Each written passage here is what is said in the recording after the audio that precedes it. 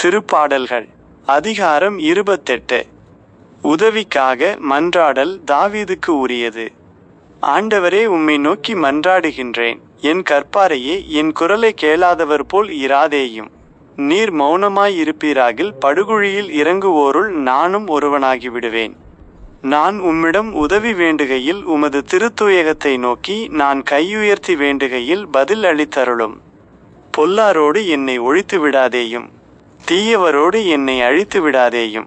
அவர்கள் தமக்கு அடுத்திருப்பாரோடு பேசுவதோ சமாதானம், அவர்களது உள்ளத்தில் உள்ளதோ நயவஞ்சகம்.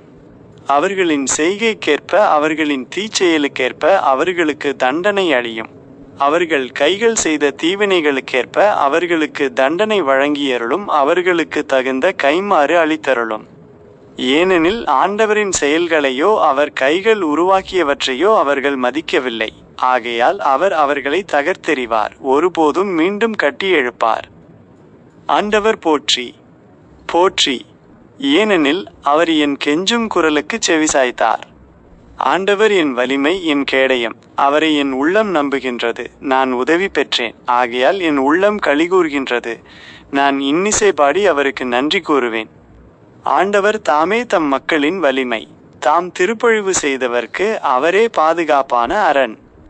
ஆண்டவரே, உம் மக்களுக்கு விடுதலை அளித்தருளும். உமது உரிமை சொத்தான அவர்களுக்கு ஆசி வழங்கும். அவர்களுக்கு ஆயராக இருந்து என்றென்றும் அவர்களை தாங்கிக் கொள்ளும்.